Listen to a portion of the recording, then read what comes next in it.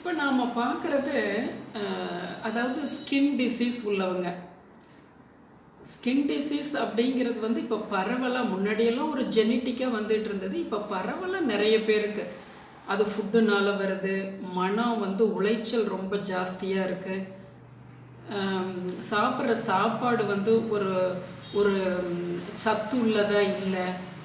சுகாதாரத்தில் நம்ம கொஞ்சம் கம்மியாக இருக்கிறது. வெளியிடங்களில் எவ்வளோ வேணாலும் எப்போ வேணாலும் நேரத்துக்கு தகுந்த மாதிரி சாப்பிட்றது. இப்படி பல பிரச்சனைகளால் நமக்கு இப்போ வந்து அந்த ஸ்கின் டிசீஸுங்கிறது இருக்குது. அப்போ அந்த skin disease A to Z வரையிலும் உங்களுக்கு அரிப்பு இருக்குது, எதுனாலையும் இருக்குது. இப்போ இந்த ஒரு முத்திரை பார்க்கலாம். உங்களோட இரு கைகளை உங்களை பார்த்து இப்படி வச்சுக்கிறீங்க, உங்களை பார்த்து இருக்குது.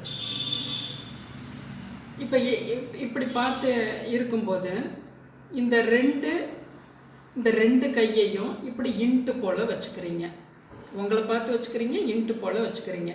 இந்த ரெண்டு கட்டை விரலையும் இப்படி கோர்த்துக்கிறீங்க. இது வந்து உங்களுக்கு பார்க்கும்போது இது இடது போல் தெரியும், எனக்கு இது வலது கை. இந்த வலது கையினுடைய ஆள்காட்டி விரலை இப்படி நீங்கள் எடுத்துகிட்டு போய் இடது கையினுடைய ஆள்காட்டி விரலோட அப்படி கோத்துக்கிட்டீங்க. இந்த 3 விரலை மடைக்கிறது, இந்த 3 விரலை மடைக்கிறது. இப்போ உங்கள் நெஞ்சுக்கிட்ட இப்படி வச்சுக்கிறீங்க, இழுக்கிறீங்க, ஆப்போசிட்டில் இப்படி இழுக்கிறீங்க. அதாவது உங்களோட கட்டை விரலை வலது பக்கமும் உங்களோட ஆள்காட்டி விரலை இடது பக்கமும், அது உங்களுக்கு செய்து பார்க்கும்போது தெரியும்.